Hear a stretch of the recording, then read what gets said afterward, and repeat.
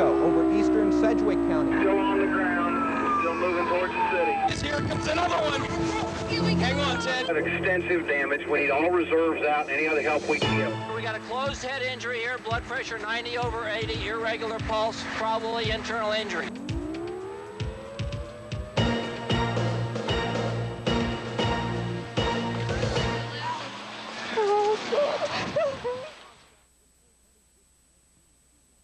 April 26, 1991, a killer tornado rips through south-central Kansas, leaving 20 people dead, hundreds homeless, and millions of dollars in damage. I'm John Holt. And I'm Melissa Beck. In the next 90 minutes, you'll see the strength of the storm through the eyes of the News Channel 3 team and through the eyes of our news watchers. We begin with the unedited video of news watcher Earl Evans, the incredible pictures from Teradyne as the tornado bears down on Andover, Kansas.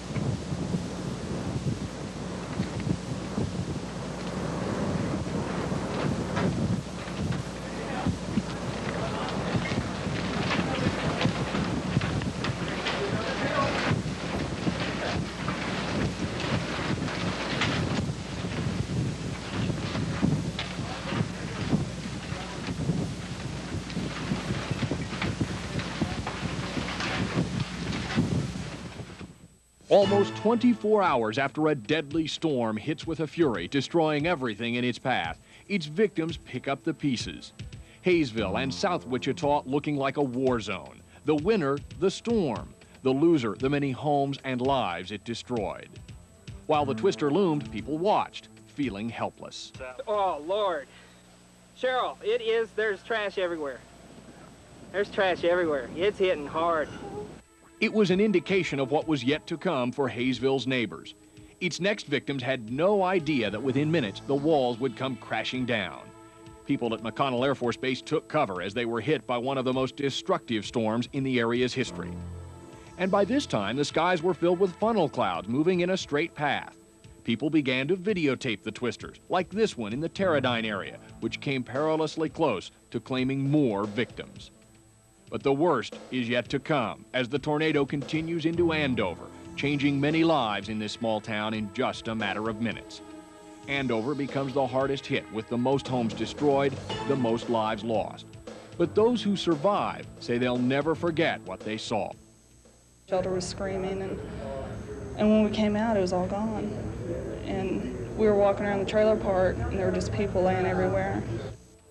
Now underway, a cleanup project in Andover to help victims find shelter and regain their possessions. And just after the storm leaves the Andover area, it catches up with motorists on the Kansas Turnpike, including 2 members of our News Channel 3 team. It has them literally running for their lives.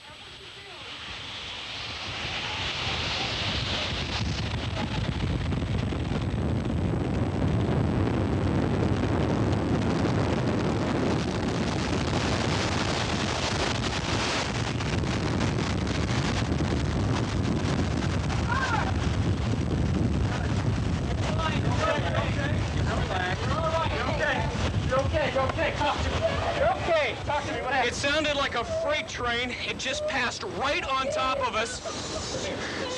People very upset. People underneath the girders of this overpass. They're still hanging on for their lives. Can you get in the left lane, Greg? Yeah. The pictures of the storm taken by News Channel 3's Ted Lewis and Greg Jarrett have received worldwide attention. Neither Greg nor Ted will ever forget those few moments of terror as the tornado overtook them. Now we'll let you see that video again. First, the edited report, then the entire unedited tape as they met the deadliest storm head on.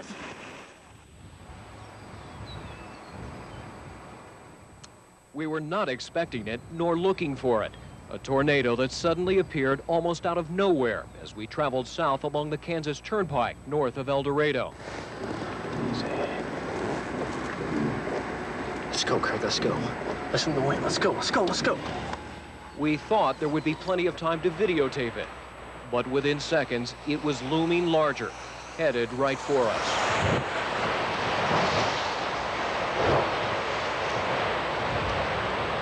Jumping back into our car, we tried to get away from it. Go, go. Shoot it. You better floor it, you better floor it. Shoot it. We're all right, just stay ahead of it.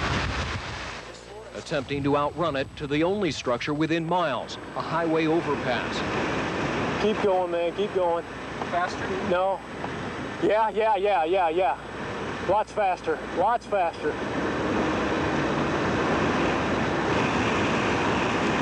Lots faster, Greg, it's catching us. You gotta go, buddy.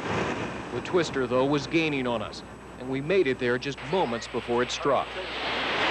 Get up under the girders. Is that where we want to go? Yes. Underneath the girders. Keep rolling, Ted. It's coming at us. Keep rolling. Hang on, you'll be fine. Hang on to the girders. Don't worry about it. Just hang on. That's what you're doing.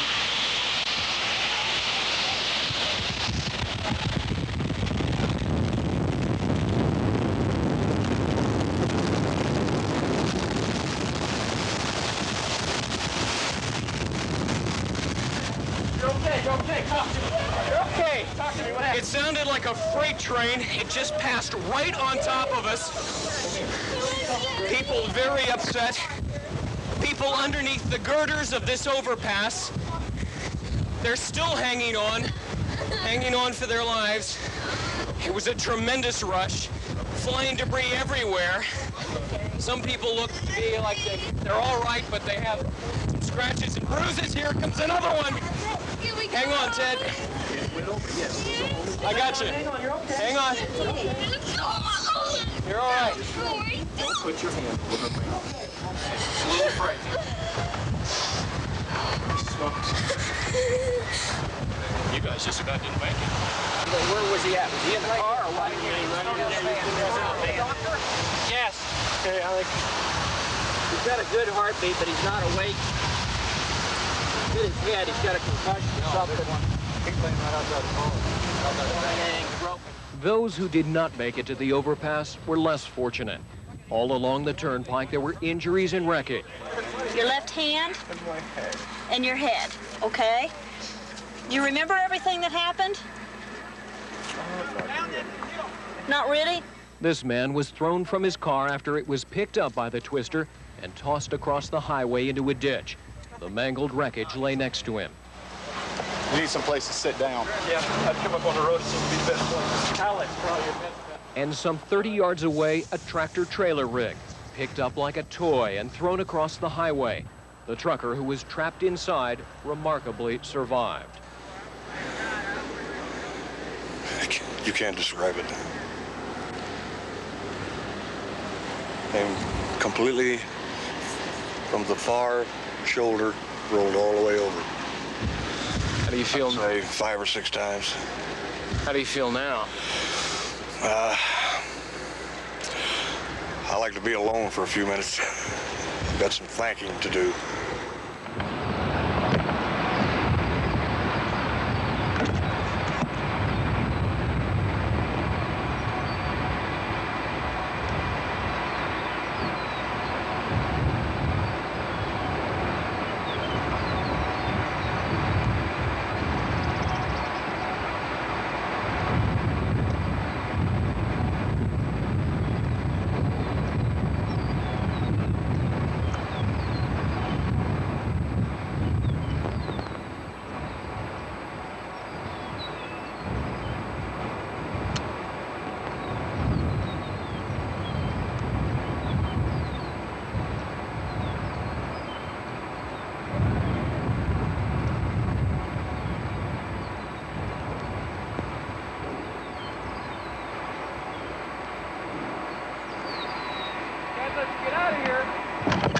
Throw this in the back. Can you throw this in the back?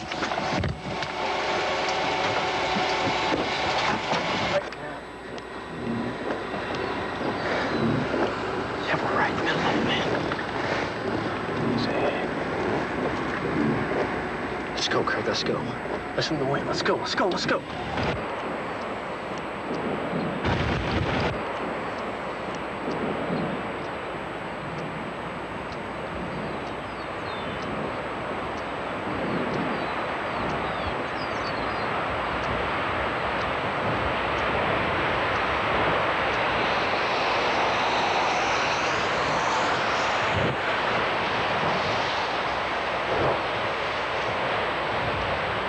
Listen to the wind. Let's go. Let's go. Let's go. Go, go, go. Shoot it. You better floor it. You better floor it. Shoot it. We're all right. Just stay ahead of it. Just floor it. Look at it, Ted. Slow down. Slow down. Slow down. All right, slow down. Slow down. You're okay. You're okay. Go ahead and stop for a second. You just go slow. Look at it, Ted. Slow down. Slow down. Slow down. Slow down. All right, slow down. Slow. Go, go, go. Can you get in the left lane, Greg? Yeah. Oh, that didn't help us. Go back. You're okay. You're okay. Keep going, man. Keep going. Faster? No. Yeah. Lots faster. Lots faster.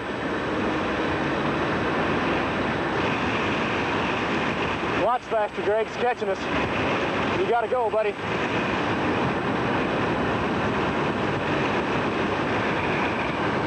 You gotta really go.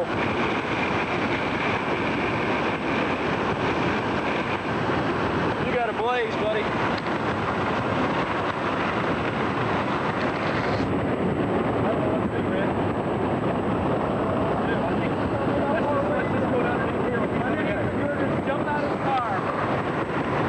think that's it.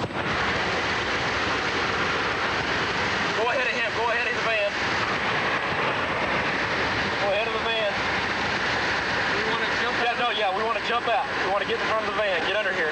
Keep rolling. Yeah, I'm rolling. That's good.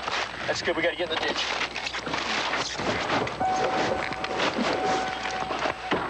I think. Look, I don't know where we want to be. Maybe we want to ride it out. Got it? Let's go. Get up underneath. Under here.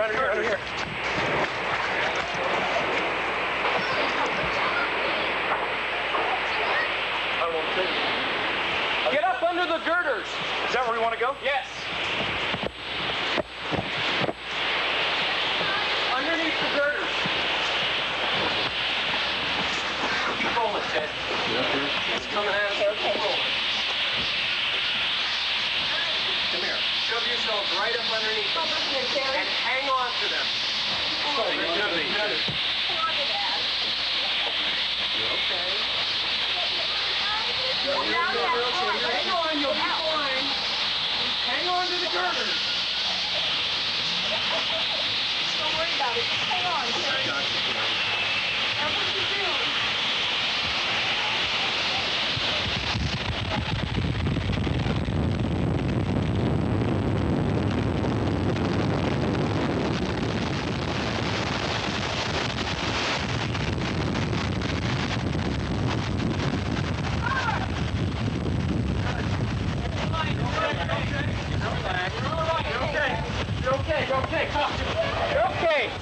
It sounded like a freight train. It just passed right on top of us. People very upset. People underneath the girders of this overpass. They're still hanging on for their lives. It was a tremendous rush.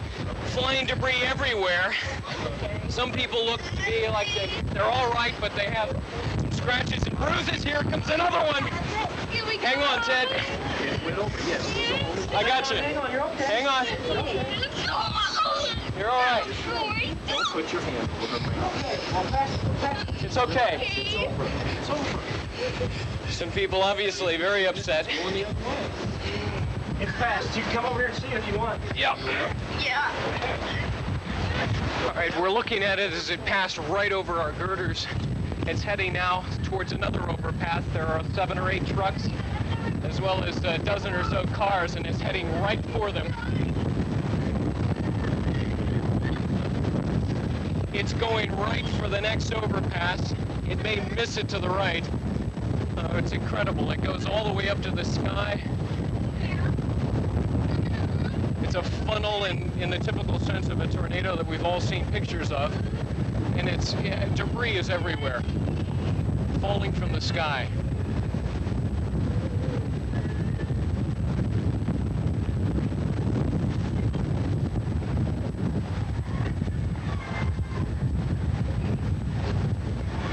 It looks like it's past the next overpass, and it's still going strong. In fact, it looks stronger than ever.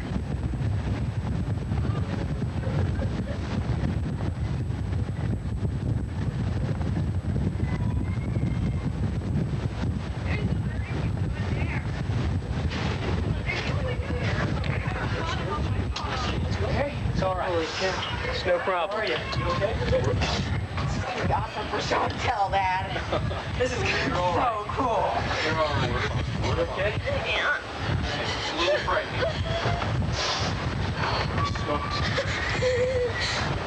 You guys just about didn't make it. Oh, I'll tell you what. Were you tracking it the whole way? We were going, we came back. Where are you from? Wichita. Wichita? Back in.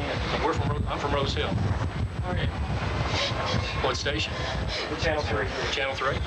I have a media program. When we pulled over, did you see this thing coming at all? Well, we've been looking at debris for probably 10 miles, and we've seen people under every bridge, but there hadn't been a place to stop. So we went on ahead, and we were in front of the semi. It pulled over, a van pulled over, and we saw it, so we stopped. We saw it tear the big power lines down there.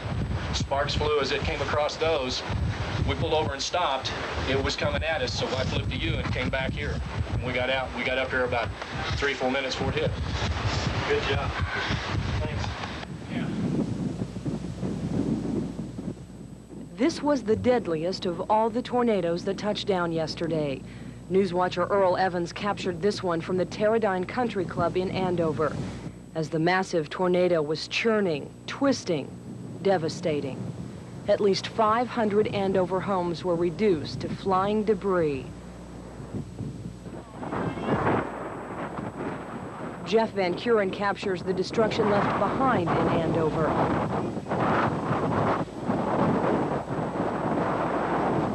Not a thing is left standing in this Andover neighborhood. South and east of there, 13-year-old Tel Wood shot this video from his house 2 miles south of McConnell Air Force Base. Oh, it's hitting McConnell and South Wichita bad. It's huge. Michelle Pickard brings us this video of the same tornado, but from the other side.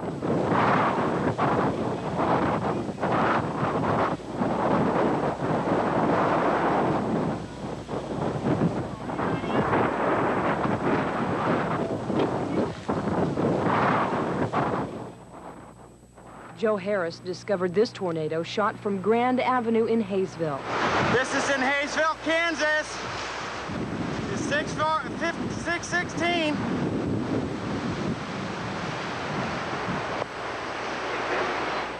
Richard Rico shows the devastating tornado left dozens of people in Hayesville with nothing but each other. I just thank God we're alive. Me too. This is what the Golden Spur Trailer Park looked like intact, less than 10 minutes before the killer tornado swept through Andover. Sergeant Paul C. of the Andover Police Department weaves up and down the streets, warning residents to take shelter. Some of them were running to the shelter, some of them were running to their cars, and there was one guy that was walking along with his dog. Paul normally uses his camcorder to document traffic stops. He never imagined using it to record the final moments of terror as the tornado devastated the town he is sworn to protect and serve. After warning as many people as he could in the time left, it was time for Paul to try and save himself. Don't get this way. It's been on the ground for probably 10 minutes now. It looks like it's going to get up. No, it's just about a half mile fellow. Yeah, all you do is take cover. Don't stay out any longer. Go for cover.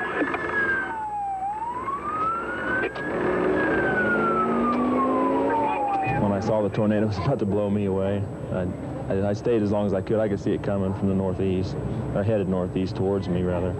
And when I couldn't go again, when I couldn't make another pass without being afraid I was going to get blown away, then I headed for shelter myself. Well, I'm at 143rd and Pawnee, and I can still see it. It's northeast of me, still on the ground in the Andover area now. It's 81. It just hit 142. 81, 840. Tearing Andover up. It's got Andover right now. Just hit the chief's house.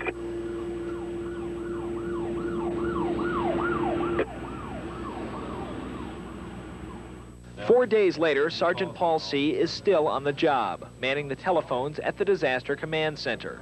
He will assess the storm damage to his own home once he is done helping residents clean up what's left of theirs. And my home got blown away too. I live over there, so I lost my home too. I'm just thankful that my family was safe, and I've been too busy taking care of everybody else right now to get a whole lot done with my own. So I don't know too much yet.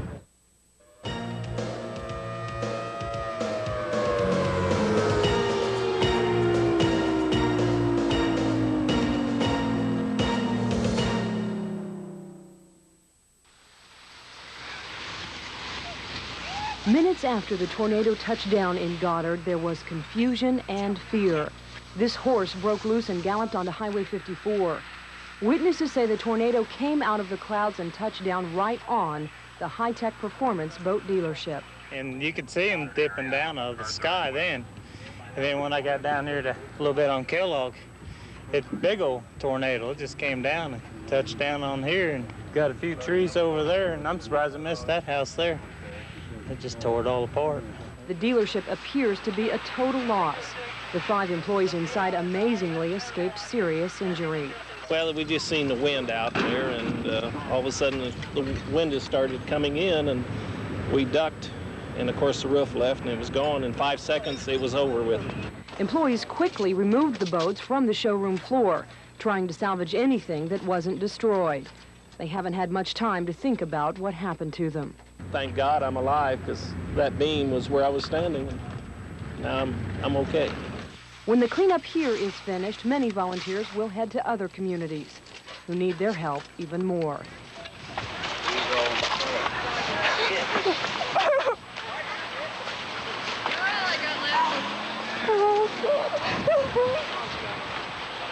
This woman was relieved to find her sister, Vicki Stein, unhurt after she heard that the Cox farm had been destroyed by the tornado. 5 families lost everything. Cousins, aunts, Grandma Cox, that's 90 years old, was in the cellar, and aunts and uncles, my kids, everybody, we were all in there. We have nothing. There was 5 families living here. We have nothing. They said that he was out in the field. Maybe he run back in the ditch. Minutes after the storm passed, Bill LaFont and his friends searched for Bill's son, Craig, who was playing outside when the storm hit. After a short time, they found a note saying that Craig had went to a friend's home and was safe. They're probably okay. Yeah. The gas we can smell here, is it safe? Move down there towards that highway patrolman. What about that telephone? Meanwhile, officials were trying to move people out of the area because of a gas leak. She broke below the stop, but it's plastic, and it broke above the stop, and I think I just shut stop off. Then the search for the injured began. Emergency officials had problems reaching 3 women who were hit by flying debris. They were finally taken out by a truck. Mark, you got some more down here? 2. A stretcher was used to reach the ambulances to take them to the hospital. Most were saved because they took shelter, and everyone says they are just lucky to be alive. I haven't heard of anybody dead yet. Got a lot of children. Dazed and bleeding, victims walked through the rubble in search of help. Paramedics treated as many as they could amidst the debris, but for some, help came too late. We have 4 confirmed that are dead. We have 1 that we just took out in critical condition, which is presumed dead. We have 3 that are extremely critical. Resident Tim Slocum tried to resuscitate one woman who later died at his feet. You can jump start a car. You better learn how to jump start a life. But you weren't so lucky today. There's only so much you can do. Neighbors say this 13-year-old girl was thrown 400 feet against a tree. This is where her home stood only a few minutes before. She was taken away by ambulance in critical condition. For many, the loss of their home seemed trivial in the face of the widespread injuries. Alan Weiss saved only a few belongings. Not much. Lower story, a little bit of it, and that's about it. Got 3 cars trashed and a boat trashed, and missing all our personal stuff. How many did you send in my truck? Just this one girl from over Just here? one with code red. Destruction was so swift and complete, paramedics frantically try to cover the 2 to 3 block area, hoping to offer help to the wounded, but afraid they'll find for some there's nothing more they can do. 8 p.m., the command post is in place. Police, firefighters, paramedics, and volunteers begin to count the dead and assist the living. One Andover cop lucky to be alive after his squad car is gutted by the killer twister. Nearby, the oldest commercial garage in Kansas reduced to scrap metal, along with the vintage cars inside. Andover is a disaster. It reminds me of what we've seen in the news from the war in Iraq. It's terrible. It's a disaster. Across the street, a convenience store is without its roof. While this business is devastated, the one next door is spared. I own the Big Cheese Pizza. We're just 100 yards that way, and all we had was just a broken front door, glass cracked, that's it. And yet your neighbor? Totally destroyed. 9 p.m. It becomes apparent that the part of Andover hit hardest is the Golden Spur Trailer Park. Acres upon acres of property laid to waste, cars thrown about like toys, the stench of natural gas from busted pipelines fills the air. Choppers circle overhead, helping rescue crews on the ground look for survivors. Firefighters say the toughest part of the job is finding the bodies of dead children. Well, it's hard. That's where you got to just put it away, put it aside, and, later on let it get to you. Do your job as best you can, and then just keep on going until maybe there's one that might be in there that you can save. At 10 p.m., the unofficial death toll in Andover stood at 12, but as each hour passes, more and more bodies are pulled from the rubble. Authorities say they won't know for sure how many died here until well after first light.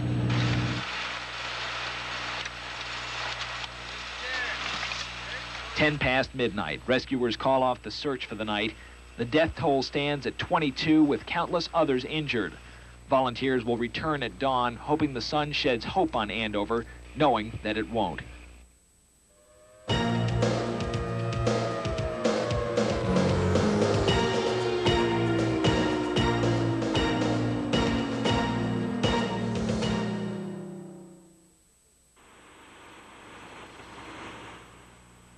From the air, little is left to distinguish one home from the next.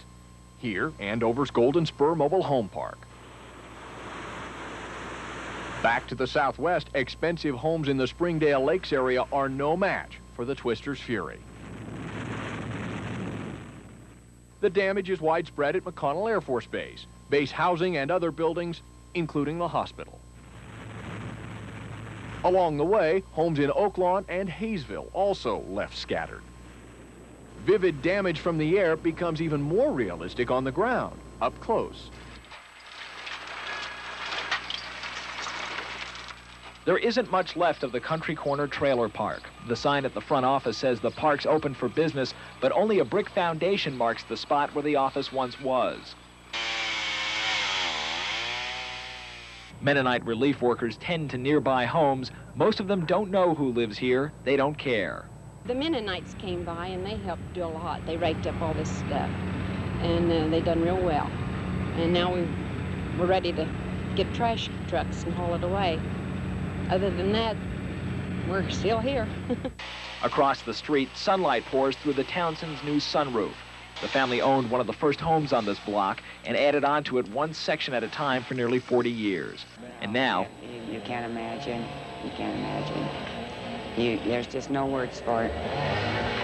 It was just, it's like here and then it was gone. To work this hard, 38 years, and in less than 30 seconds, it's gone. Around the corner, the neighbors abandoned their home, but made sure to leave their address behind. The family lost both their mobile home and their house. One sits on top of the other.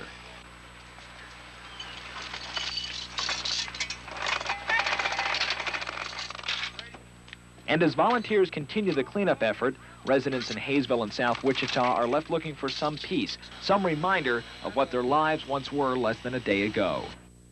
Sirens are going off for 15, 20 minutes, but I thought, no way would it hit this place.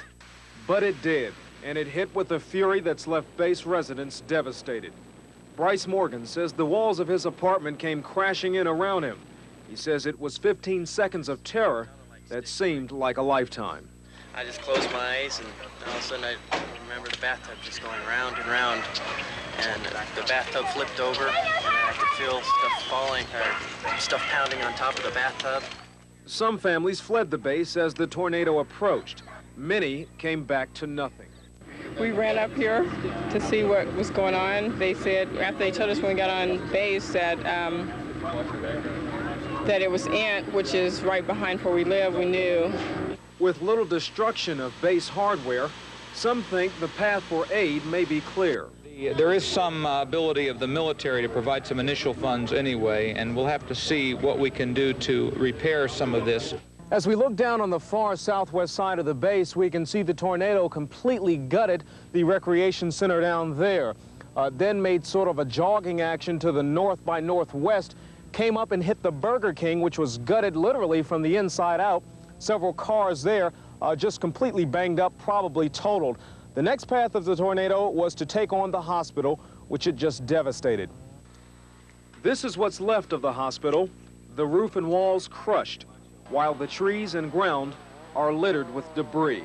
It's like almost like a disaster movie scene that you see with the twisted cars and the houses that are blown apart, and amazing devastation in a short period of time. It just shows you how how 30 minutes can make a tremendous difference in somebody's life. It's a difference sure to be felt at McConnell for years to come. Even those who survived the tornado are touched by the death around them. Doris Cottle found refuge in her basement, but moments after the twister hit, she made a grim discovery. Right north of my driveway, we were standing at the end of the driveway, and we looked over and someone said, "Is that a little doll?" And I said, "Oh my God, no, that's a little boy or little girl, little baby." It looked like he's about 2.5 maybe, laid there covered with mud. And of course, we called an officer. He came over and checked him, and he was gone. Even now, she doesn't know who the child was or where he came from.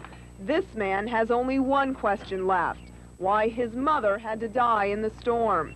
His only comfort now comes from her mementos scattered across the land. From Greenwich Heights, the tornado headed northeast through Sun Valley and Springdale Lakes, where the damage is just as incredible. But here, everyone survived. Most residents are surprised they did fare so well, while around them their houses crumbled. Oh my God. It was a beautiful pond back there and trees all over. What your house used to look like? Yep. Karen LeMay looked out her front window and saw the twister headed her way. And then this tremendous, tremendous roar. And the house was just like vibrating, and then it was gone. It was like it lasted maybe about 5-6 seconds, and it was gone. Long enough to destroy this neighborhood, but not its community spirit. We all know everybody's okay because we were all out in the streets afterward, and we were all here. Down here, about a block on our left or on the east will be the mobile home park, and on the right side it will be the individual residences. Those trying to return to what used to be their homes early this morning couldn't even get into the area without a pass. We gotta have proof that you have a reason to be in there. I know you do. Residents and relatives had to show proof that they live in Andover. We got a pregnant woman. We're going to have another meeting. Do you have a driver's license? Can I have another name? As they waited in line, they talked of how they managed to escape injury, while others didn't. You know, everybody in the shelter was screaming, and when we came out, it was all gone. And we were walking around the trailer park, and there were just people laying everywhere. And I know most of our neighbors didn't make it out, because when we came out to go to the shelter, they were still in their house. And we did see one lady laying along the road, dead there as we walked out. But they are going to find a lot more today. Even after they had their passes, those living in what used to be the trailer park were not allowed back in until the search for victims was completed. Some sat along the road looking and remembering. When I came back, I seen a lot of neighbors that didn't make it. It was sad. Although the 210 homes are now mixed together, most just want to try to find some piece of their lives before the tornado hit. We went in the cellar, shut the door and blocked it up, and then we started hearing it. It didn't blow the door open or nothing. It popped your ears, you couldn't hear nothing. It took only maybe about 2 minutes, and we come out and everything was gone. There's not much left of the Gilliland home in Cowley County. It was reduced to rubble in a matter of seconds. They're still looking for their pickup truck and a horse trailer. They've searched for miles. But miraculously, some of their more fragile belongings were spared. We found a whole mess of dishes that wasn't even broken. It was under our stuff, but it wasn't broken at all. I don't know how, but... Down the road a bit, friends of 19-year-old Marilyn Decker searched for what's left of her belongings. When the tornado was on the horizon, her neighbors begged her to run for shelter. She said she wanted to ride it out. Her body was found several hundred feet from her trailer. Coming back from Ponca, we heard the problems they were having in Wichita, and then when we got here, it was gone. Janice and Matt Carter lost just about everything. Still looking for things, the personal things. The rest of it's all scrap, trying to find a picture here and there, that kind of thing. At least 17 Cowley County homes were completely wiped out. Dozens of others were damaged. The Cowley County Commission declared it a state of disaster. It doesn't even begin to describe the devastation here. A good trauma team always anticipates disasters and how to deal with them, but no one was prepared to see the number of injuries. Yet you have to go on. We've been rehearsing disaster drills for a long time now, and this is the real thing, and it's pretty obviously dramatic, but we're prepared, I believe. Just a multitude of things, a lot of internal injuries right now, a lot of critical patients. We're just treating them as best we can, getting them to the OR, to the trauma units. We're handling it okay. And now it's time for everybody to look back. Sam and Ruth McClymans are happy to be alive. Their home at Springdale Lake is gone. All of a sudden, the wind came up and blew the glass out and just kind of blew me into the small bathroom. And that's where I stayed until the thing was over. Everything came falling down on me. The bricks from the fireplace in the study and the bricks from the fireplace in the living room. You just feel fortunate that you haven't had a big loss, you know what I mean? Material things are not that important, really. I was scared, but I couldn't move. Marjorie Deaton saw the tornado and hid in the closet. It destroyed her sister's house in Hayesville.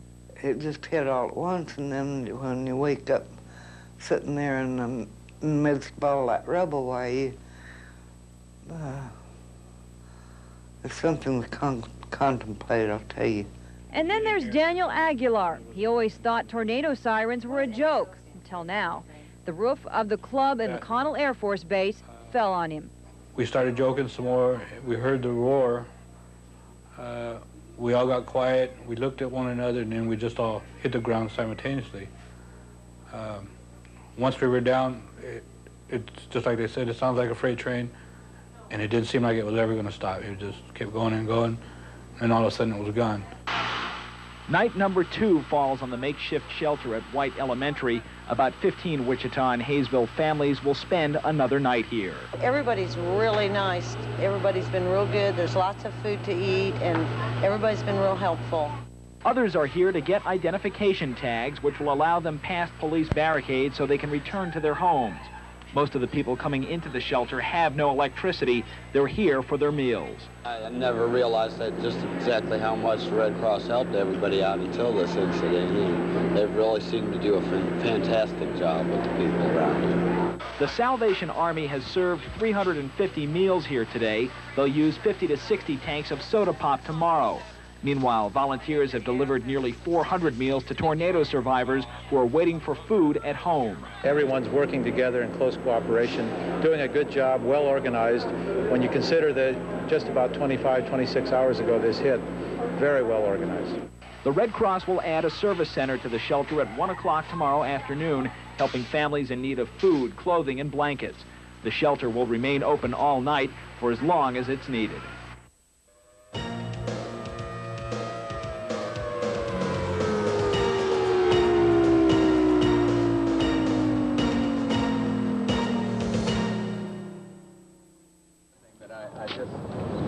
I wanted to say that on this day of worship, we were expressing our prayers for the victims of the terrible tornadoes, particularly those around Andover, Kansas. Bob Dole called me yesterday about this awful destruction, and perhaps on this Sunday it's a good time to say a prayer for the families that have been hurt so badly by this devastation.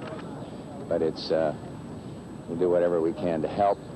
Others are moving very quickly to help, but it's been a terrible tragedy and just an awful thing for a lot of families in our country, not just in Kansas, but elsewhere as well. Thank you all. It looks no better than it did Friday night when residents of this Andover neighborhood came out after the tornado hit.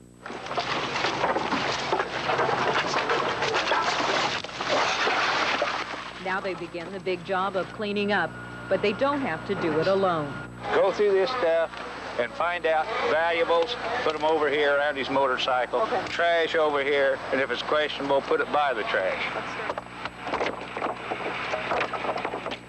One of the groups helping is the Mennonite Disaster Services, whose volunteers spent the day moving from one home to the other, helping in any way they can.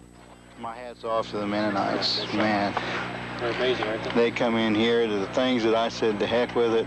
They got in there with chainsaws, took section at a time, and we took truckloads out of here that was salvageable.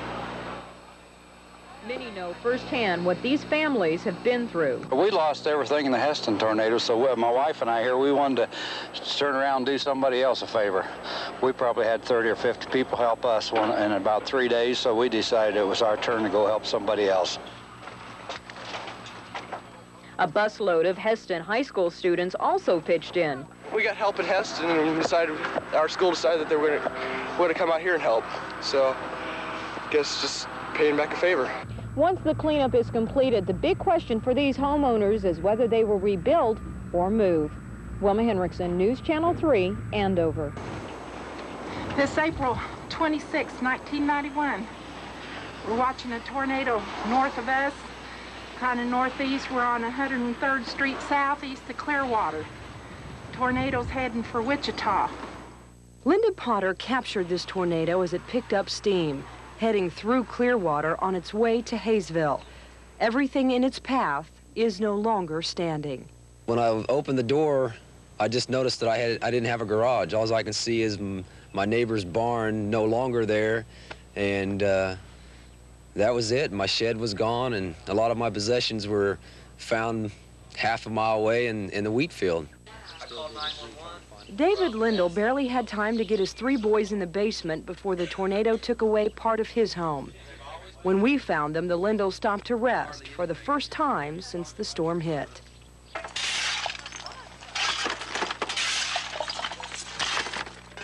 Up the road a couple of miles, Terry Luther's friends are helping him haul off a lifetime of possessions. He watched from the storm cellar as the tornado robbed him of his home. As I look out the door, I can see my house lift up, take the roof, and then it started moving the whole thing. His Green Beret and his military medals were about all that made it through. His wife's wedding ring that she kept in a jewelry box is gone. He says he's thankful, though. He has his friends, his wife, and his life. Amid the rubble and debris, the memory of what had stood for 60 years. Myers Garden Spot, it was called, a tree and plant nursery that was a mainstay in the south of Wichita. When the tornado approached, there were a dozen or so people here, among them the owners, Nellie and Elliot Redenbaugh. Well, we watched it as it touched down, and it was a long, narrow funnel. And then once it hit the greenhouse, it got windy, so we shut the door, and it was just like a roar. The house kind of shook, kind of like a sonic boom, and I didn't think it really done any damage, but it did. All told, more than $1 million damage, and the Redenbaughs had no insurance for either the contents or for many of their vehicles, nearly all of them destroyed. But the good news is that no one was injured. Elliot saved the lives of 3 children in a truck when he rushed out, grabbed them, and took them to the cellar of this home, where his wife and others took refuge. I could see it coming over the greenhouses when I headed for the cellar. And I mean, I didn't stop to really take a second look because I could see debris flying in the air. It's unbelievable. It just happened so fast that you just can't believe it. There's probably $1.5 million worth of value, but I'm just glad to be alive. The Lord took care of us. Beginning the next morning and again today, scores of volunteers have been helping Myers Nursery try to salvage what they can of plants and trees. But with little insurance, the future of this business is in doubt. I'm sure we'll rebuild because we want to keep tradition up. We've been here so long, and her grandfather bought this place in 1929. I'm with Elliot. We're just taking one day at a time, one step at a time. The path of ruined homes in Oaklawn stretches for blocks, 2 or 3 houses wide. The houses are small, thin walls either crumbled or had holes punched through them. 79-year-old Louise Trump made the trip back from a nursing home today. Her old house is gone, but her neighbors survived. I was afraid it was that Bruce's house, but that's why we came down here. I wanted to see if they were all right. But 2 women were trapped next door, the fallen tree blocking the exits. The family's still sleeping here in spite of the present danger. The wall right there is leaning, and if it keeps raining, it'll probably make the trees fall and crush it in. And the ceiling is sagging real bad. Those who took the tornado head-on have just handfuls of belongings left. People here in Oaklawn may feel a bit forgotten in the ruins of their neighborhood. While others were hit much worse, no one's come here to help them yet. And in this working-class neighborhood, folks who lost everything will need as much help as anybody to put their lives back together. I've been through some wild things, but this has been about the worst. Ted Huffman's home collapsed. He wasn't here. In a few weeks, he'd planned to make this his retirement home. We'll probably tear it down, and I'm not going to rebuild. I'm just going to see if I can get the insurance out of it. And Ralph Webb is cutting away the once majestic trees. He's not charging anybody. Says he knows they need help. Pole lamp, barbecue grill. I know 5 cassettes for the kids. Even people making lists of what's gone have little hope of putting it all back together the way it was. They just have to come in and take it out, and I'll just move somewhere else. That's about it. But survival makes way for some dark humor here, too. The woman says the white flag means she surrenders. The base hospital was one of 9 Air Force buildings totally destroyed. Shortly after the Army Reserve found out about the damage, initial plans were made to provide medical supplies. But then we got the idea, well, why don't we move over a little bit and let the Air Force come into the Army Reserve Center and see if we could help them with space also. The Army Reserve quickly vacated about 1/3 of its facilities to make room for the Air Force. Right now we're moving furniture. What we're unloading now is the patient records. They were intact. A lot of our supplies are still intact. So once we get everything moved over, we can be operational again. Moving a hospital is a very large job. The furniture and the medical records must be transferred to the new location, along with the medical supplies and the equipment that must be tested before it can be used.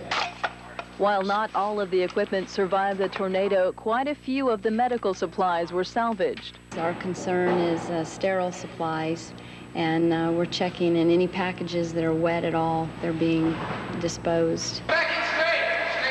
Though the temporary clinic expects to be up and running sometime Monday, it could be several days before the moving process is complete.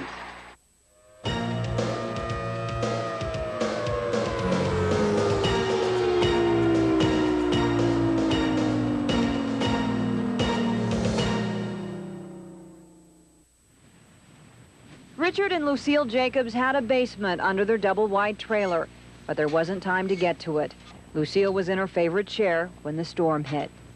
Lucille Jacobs leaves behind her husband, Richard, 5 children, 21 grandchildren, and 17 great-grandchildren. Somebody had said the next day after she died that of all the mother-in-laws in the world, I had the one that they would have liked to have had one like. We mourn her loss in one way, but we're not mourning and crying for it because she's in a better place. It's easy to tell just by the debris the kind of life that Lucille Jacobs led. Everywhere there are signs of devotion to God. When they found her body and rolled her over, he said that she had a peaceful look, that she looked like she was at peace with the Lord, and I believe she was, because I know that she was ready and things were there in place. She'd served the Lord all of her life, and she was ready to go. She had a really full life here, but it's like her life was not really going to begin until she went to heaven. Lucille's legacy is not the possessions she may or may not have left behind, but in the lessons she taught her family while she lived life at its fullest. And she wanted to serve him no matter what it took.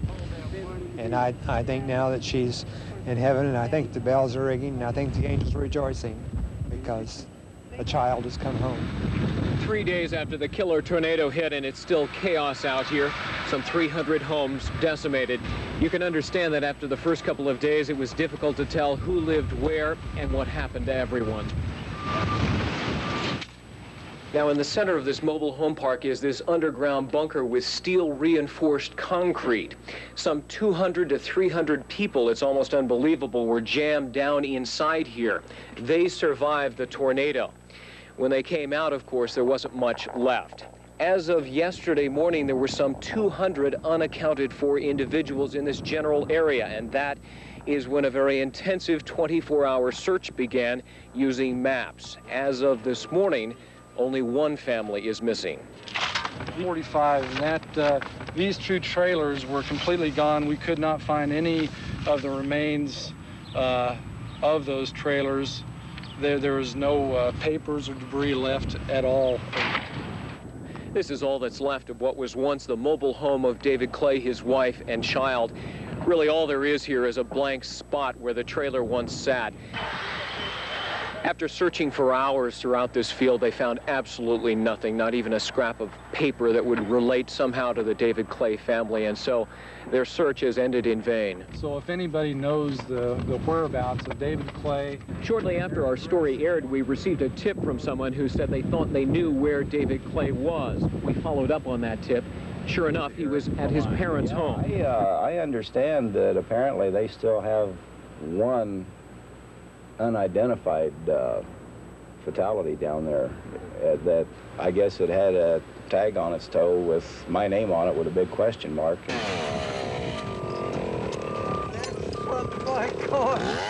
It may not seem like much, but these small items mean the world to Paul Scaffey. The only things left after the tornado destroyed the material things he and his wife Rose had collected during their 53 years together. Today was the first time his wife had seen what the twister had done to their home. I didn't dare bring Rose out on account of her condition, but tears came in your eyes. Paul had hoped to find 2 special pencil drawings given to him long ago by his aunt, and couldn't believe when one was found by the volunteers cleaning up. Oh, they're looking for the dog now. Isn't that something you never expect to find something like that, would you? No way. Well, thank you so much. We're finding a lot of things that mean so much. That's a puppy. Just a few minutes later, the other drawing was found, only slightly damaged. Despite the tragedy, the couple was left with 2 irreplaceable items, special gifts from the heart and their lives. It's unbelievable. Words can't explain it. In times of despair, people often turn to their church. This is what's left for St. Vincent de Paul's parishioners to turn to. A double hit for Scott Blackwell, who lost his home and home away from home. Yeah, everything. It's just in a blink of an eye, it's gone. It's hard to believe. Scott and his brother Bill did manage to find the pastor's car, or parts of it, thrown some 400 yards across the street. Well, we've got to go. It's good seeing you. Father Mike Baldwin had no time to look for an earthly possession. We found him looking after his flock. I started with the people, and I still haven't gotten around to all the people that I want to see. There are people down south. That's my goal yet this afternoon, to get down to visit with them. People who've lost their homes, people who have had severe damage. Parish communities like Wichita's St. Thomas will help in the meantime with weddings and other Catholic services. The church is people. And when people come together, you know, God is there, you know, and the community is there, so that's the church. All the building does really is make it easy to come together. Parishioners had actually planned an expansion to their church, shown on what's left of this sign. Now they'll start from scratch. Strong community won't go away. It will be richer and better for this experience. Oh, and about that car, we were happy to help with the reunion. Where did you... I can't believe you found this. Well, I've got something to show the insurance company. Miracle of miracles. Oh, really? My heart just goes out to the families of the victims, and this is incredible. Real tragedy. Elizabeth Dole reacts to seeing the aftermath of the tornado that ripped through Andover. The sight of the wreckage is already etched in the minds of those who lived through it. The Red Cross president is concerned about them as well as those helping in the cleanup effort. Well, you've been working through the weekend? Probably no sleep at this point, right? About 15 hours in the last 52. Dole says she's eager to help the victims write a new chapter to their lives. But that requires money. Money she hopes to secure once back in Washington. from national headquarters raising about, we'll need about $2 million to contribute for Red Cross. And I've seen estimates of $50 million, but I think you ought to check that because that's just what I've seen in the paper. And, you know, I haven't talked with anyone about that since I've just gotten here. For now, the Red Cross has set up a makeshift financial center to help the homeless find temporary housing. On the way out, they can stock up on food. Well, there are a lot of great humanitarian groups working together, and that's what's important. Take care. Thanks. There's talk of rebuilding, but that will take some time. Judging from the damage here, we're going to have to stay here as long as they tell us to because it's too messy. There's a lot of folks out here hurting. An ominous wind out here seemed almost as determined to stop in the cleanup effort as workers were to continue it. But the Red Cross and other agencies say not even rain will stop them from helping the tornado victims get their lives back in order. Kai Jackson, News Channel 3, Andover. Any decision on federal assistance for the tornado victims? Wait, I'm glad you asked about that one because one of the reasons I kept you all waiting a little bit is I just signed the disaster assistance for Kansas, and I expect as the other requests come in, they will be processed that rapidly. But it's I mentioned yesterday coming out of church that our hearts really go out to the victims. Bob Dole was out there the night before last in Kansas, and he called me up, I think it was Friday night, or Saturday night, I guess he got back, and said he really never seen anything like this.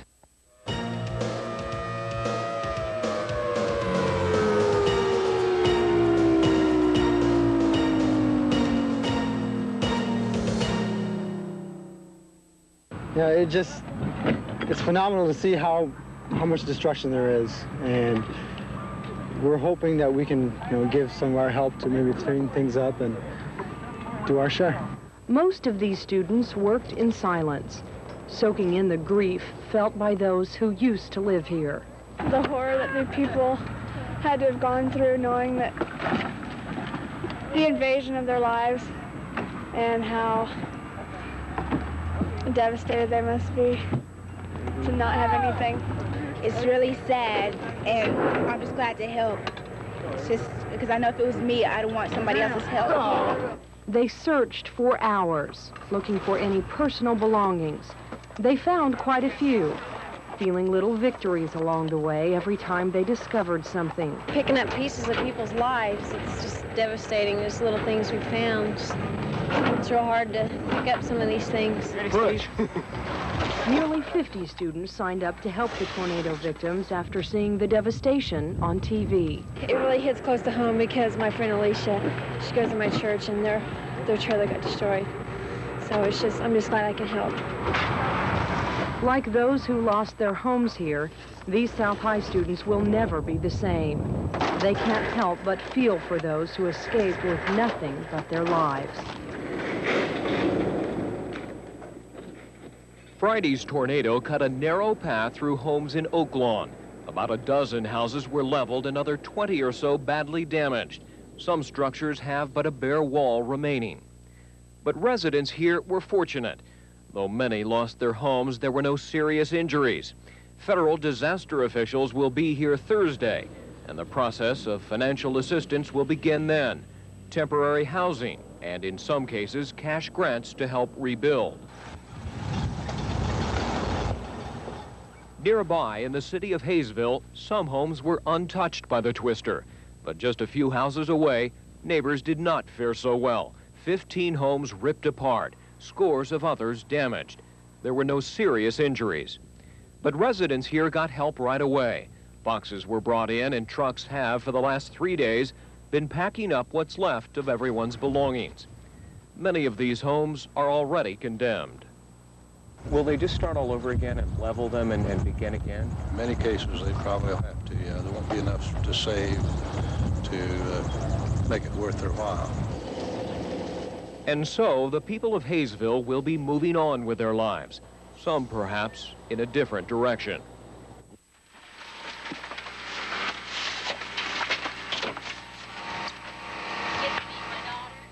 These workers aren't destroying anything.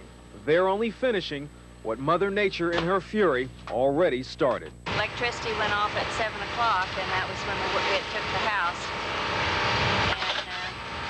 And neighbors about 10 miles away said that it struck there at 10 minutes till 7. Driving by this home that sits on one of many rolling hills in Cowley County, it might go unnoticed. Now the family can only wish that would have happened before it was spotted by a tornado. We were wanting some business, but not necessarily this way. Several homes to the north were completely destroyed. There's nothing left. They're not even recognizable. That's why the Dvoraks consider themselves lucky. True, they start from scratch, but they feel at least they have something to start with. Rebuilding will be difficult, but not impossible. The two daughters who've grown up and moved away returned immediately after news of the storm to help any way they could. We worked a lifetime to build what we have, and it went in 5 minutes, but yet we've got friends coming and helping us, and it's brought, you know, us closer, I think. That's my television set, the red. Tragedy has indeed struck this home, but it has only strengthened the family inside.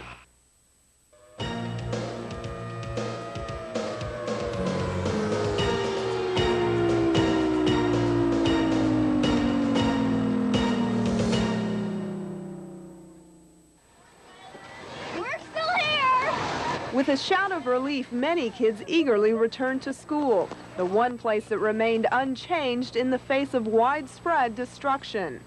Morning, big guy. How you doing today? All right.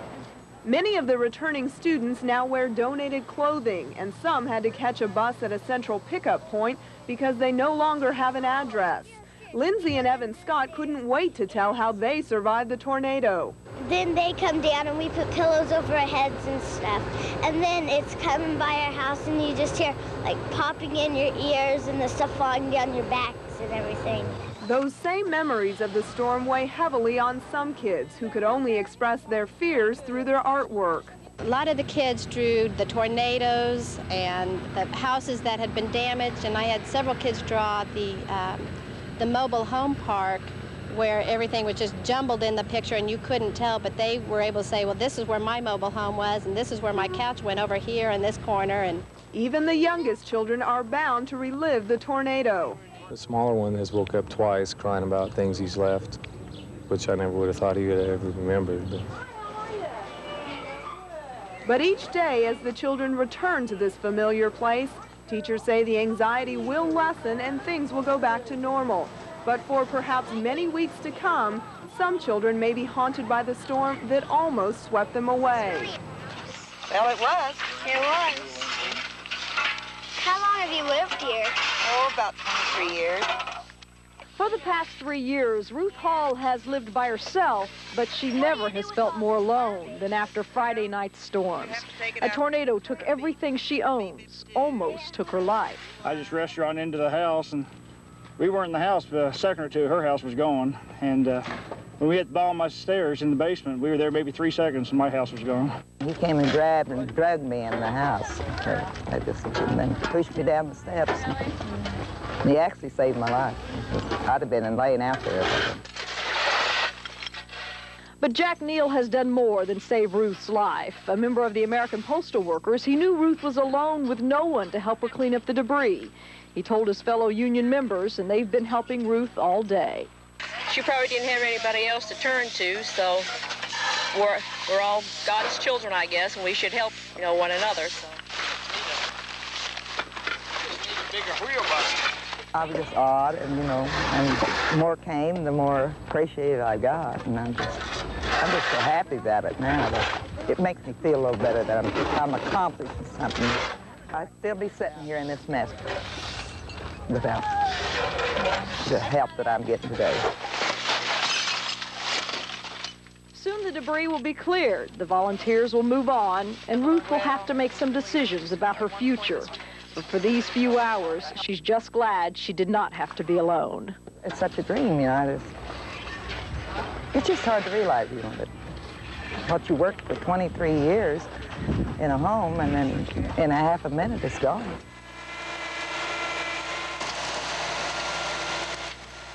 are clearing away the last of the debris near Greenwich and Pawnee.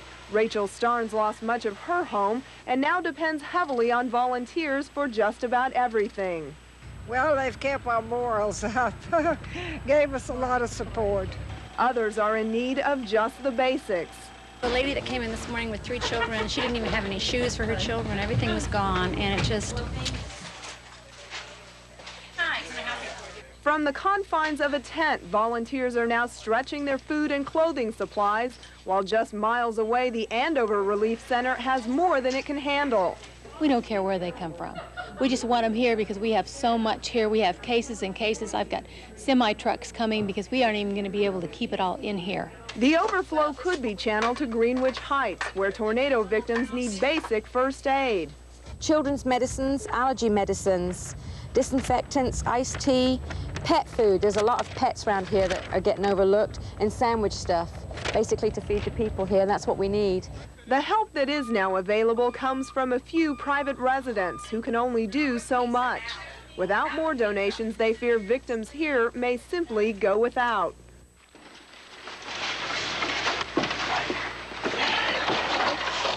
Bob Heibarger has taken a few days off from work to clean up his home near Towanda.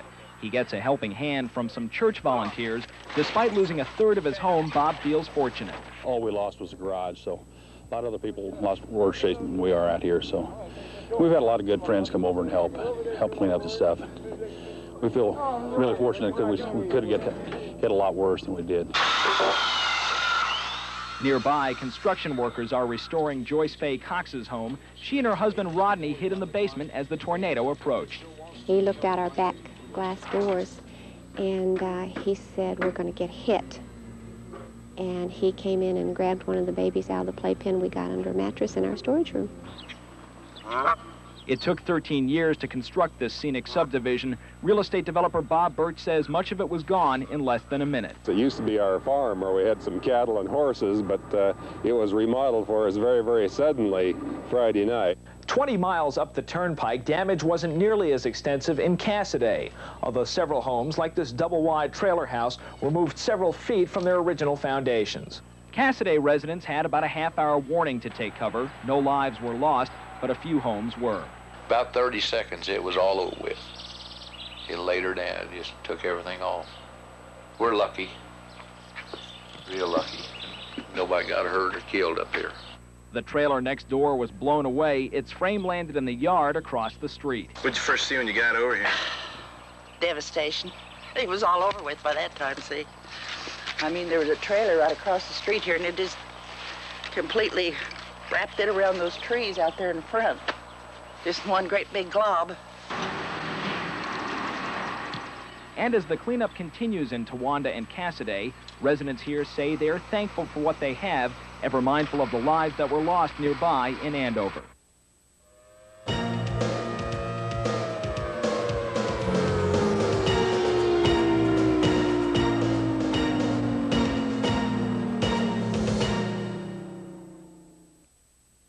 We're all saddened. We're all in a state of shock that we don't have Ruby at the desk. Everybody loved Ruby. That's the sentiment of everyone at the Andover Senior Center, where 58-year-old Ruby Crawford was the director. She was killed Friday night while trying to help an elderly couple take shelter when the tornado hit the mobile home park. You know, she was always helping somebody. She always was ready, no matter what. When I was sick a lot this winter, she drove the bus. She'd get out of that bus and run up to my apartment to see how I was. And she just did things like this for anybody. Her friends and co-workers at the senior center are now trying to deal with her death. When I got to word, I cried. It was devastating. I'm going to miss her. She's a very close person to me, and I'm going to miss her. I just couldn't talk for a long time. That's all there was to it. It just was a bad shock. At first, some shied away from returning to the center. Now they sit and reminisce about the woman they all loved. We're going to be missing her an awful lot. I mean, she was a true friend. When Friday's storm hit, many homeowners found they had not prepared for the worst. Their homes and cars were not fully covered by insurance. We talked to our insurance agent, and he told us we were like $27,000 underinsured to replace what we had.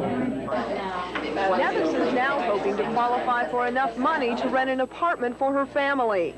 Others are applying for loans, most financed at 4% interest. Now, if an applicant is declined for a loan, we have a third program, which is called the Individual and Family Assistance Program.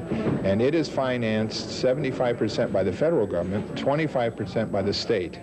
Tornado victims can also qualify for unemployment assistance if they're unable to work or their workplace has been destroyed. But homeowners know there are some things that can never be replaced. My wedding dress is gone, our wedding pictures are gone, the baby pictures are gone. I don't have any of that. It's all gone. Paul Record strives for the first time in a week to catch up on news of the world, but he no longer sits in front of his own TV. At night, he stays at the Tall Grass Inn with dozens of other tornado victims. His days are filled with decisions. You look in all the papers, you call everybody you can, you spend the day on the phone. And my boys are coming back before long, and this is a nice place, and the staff's done well, but let's face it, 3 boys need a yard to play in, you know. But Records admits he can't complain that his insurance company put him up here. In fact, even out-of-town claims adjusters are here to do things like finding clients a place to live. In this particular case, any place we can get them in, and fortunately this place has quite a few of them, but this is not the only place. Everyone around Wichita is this way. We've been in close contact with Marriott and residents and stuff like that, and they're just as suspect as we are. The one irony in having so many storm victims staying at a place like this is when the weather turns bad, they all have one simple, serious question. Where is the nearest tornado shelter? But a place like this doesn't have one. But most displaced people worry more about what to do next than what the weather may bring. Losing your home is a strain no matter where you are. We don't have our clothes. I mean, we have a lot of clothes, but I mean, we don't have all of our stuff sorted out. Everything's real unorganized and stuff. And everyone's really stressed out right now. And the stress just keeps building. What to rent now, how to rebuild, how fast to rebuild.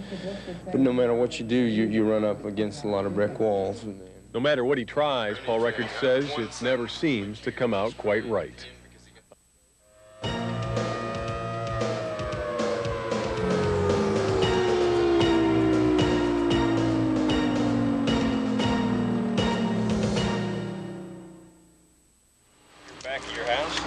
Yeah, this is our pond, and all this stuff probably belongs to neighbors, and who knows? You know, it's just debris from everywhere. Ed Newland is now a free man, but for several hours Friday night, while he waited in a jail cell, he didn't even know if he'd have a home or family to return to. His crime? He was driving back from Garden City when he heard radio reports of a killer tornado near his home. Newland began driving 70 to 90 miles an hour until he was stopped by a Goddard police officer. I said, you take my driver's license and keep it. Send me the ticket in the mail, or I'll come back out here and pay the fine. But I said, I'm going home. Way of relating those things to. But Goddard police say Newland did not explain his circumstances until he was pulled over a second time and arrested. The officer continued following him with his red lights and sirens on. And the individual just wouldn't pull over. He was not speeding all that much, up to 61 miles per hour at times, but the speed wasn't so great. He just wouldn't pull over and stop. One of them called me a drunk SOB, and they handcuffed me and put me in the car there. And from there, Newland was taken to jail. He says he repeatedly asked that his family be contacted, but he says he was told to shut up and be quiet.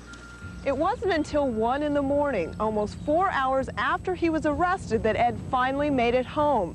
Only then did he know for himself what had happened to his wife and 2 sons. that's the biggest thing that bothers me the most is that I wasn't here, you know. Now, in addition to rebuilding, Newland must go to court. He faces charges of speeding and attempting to elude a police officer. Thelma Fry bows her head when she walks towards what's left of her Andover home. The pain runs that deep. And when she remembers the moment she stepped from her basement into the light, it hurts more. It was terrible, you know. but when you get up and look out and see what everybody's gone, every house. Like others, she lost everything, but Thelma Fry realizes she could have lost much more. Somehow, she knew early in the week trouble might be ahead and cleaned out a space underneath her basement stairs. 3 days before the tornado hit. She still isn't sure why. I don't know, really, unless it was just God speaking to me. Now, I went and got in there, sat down on that there, and grabbed my blanket and put it over my head. And That's incredible. I'm here today. But when Thelma really wants to feel fortunate, she needs only to look to the east, to where 14 people died. You see, for 21 years, Thelma Fry lived here across the road in the Golden Spur Trailer Park. She moved out in February, her family getting her out before the storm season. She has trouble coming back here now, mostly because the woman who moved into the trailer that used to be here after Mrs. Fry moved out died in the storm. And I was so thankful to have the basement to go to. I think it was just so ordered that they got me here, and I'm happy they did. And of course, as I say, it's all now in the past and life's got to go on, so that's all we can do. But late at night, she'll still think of the friends and neighbors who didn't get out alive. Joe Parsley is alive, battered and bruised, a survivor. His dog Britt is also a survivor. At a friend's home, he runs and plays in the backyard, but he misses his friend Joe. Oh, yes, he does. He sits at our back door and he looks in, and you can tell he's looking for Joe. And that loyalty helped Joe Parsley make it through his tragedy. As last week's tornado quickly approached the Golden Spur Trailer Park, Parsley was on his way to the shelter, but time was running out. Instead, he took refuge underneath his pickup truck and listened to the world blow by. I knew the force of it was going to take practically everything, because I'd never heard or seen anything quite as devastating. The vehicle was lifted by the wind. The transmission fell on Parsley's midsection. I'm hurt, but I don't know how bad I'm hurt. I'm alive. I'm thankful because I did a lot of praying. So, for nearly 45 minutes, he waited, nearly passing out from the pain. But the whole time, his faithful dog remained at his side. Were you keeping him company, or was he keeping you company? We were both keeping each other company, and it was a blessing to have him there. Joe Parsley may have to be in the hospital for 2 months. It may be a while before he gets to see his friend Britt again and say thank you. But yet, knowing I'm alive, I didn't see how I was going to survive to start with. But knowing I'm alive, well, that was good. Monica McClary and David Benson had a dream for the future, to marry and live in the rental house they'd worked so hard to furnish. Now, this is all that's left of that dream. Monica, who was already living in the house, was making out her wedding invitations at the kitchen table last Friday evening when the tornado struck. It knocked the front room in, and then it just took me in the kitchen and carried me about 20 feet over there where that green pole is over there. And that's where they found me, yelling for help. Monica was buried under heavy boards. Her landlord, Dean Parker, rushed to her aid. She did look like a pincushion. I mean, she had nail tears everywhere you could look. All I could do was say, God be with me. Please bring me out of it. Did you think you were going to die? Yes. I didn't think I would live through this. Miraculously, she did. 66 stitches and many bruises later, Monica's all right physically, but emotionally, she and David don't know what to do next. They have no insurance. Their carefully laid plans shattered. Here was my comment. It was hard to take. It was real hard to deal with. I just couldn't believe it happened to us at this time when we was trying to get married and had everything we wanted, and then we lost it all in 3 seconds. David and Monica plan to go ahead with their June 7th wedding, and when the preacher says for better or worse, they'll be able to say I do with confidence. I'm just thankful she's still here. She means a lot to me. I think the reason that he didn't take me is because he knew I had high plans for my life. I strongly believe that that's the reason why. On most days, Butch Gilbert is teaching his students at Rose Hill High School how to compose stories. Get up under the girders! But Friday night, he and his 2 daughters became the subject of a story when they were caught right in the middle of a tornado, and it was caught on videotape. And as we were going, I said, okay, we get there, we get up under the bridge. And we stopped, and you guys had just gotten out of the car and were telling us to get up under the girder. And really, for everything considered, that's probably the best place to be.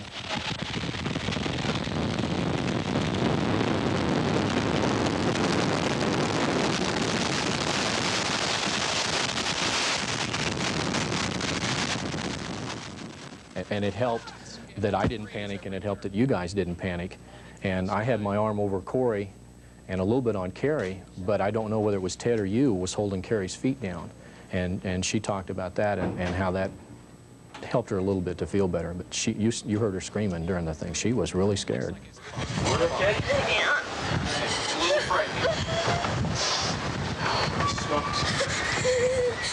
But some cars and trucks did not make it to the overpass. This video in slow motion shows a car that was picked up by the twister, thrown off the road, then back onto the road, and eventually landing back in an adjacent pasture.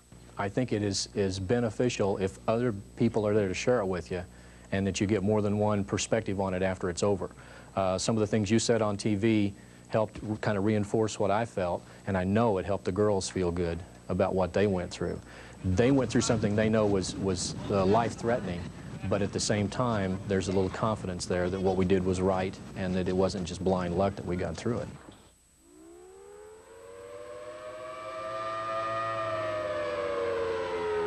Here is the Hook Echo over eastern Sedgwick County. Still on the ground, still moving towards the city. Here comes another one. Hang on, Ted. Have extensive damage. We need all reserves out and any other help we can get. We got a closed head injury here, blood pressure 90/80, irregular pulse, probably internal injury.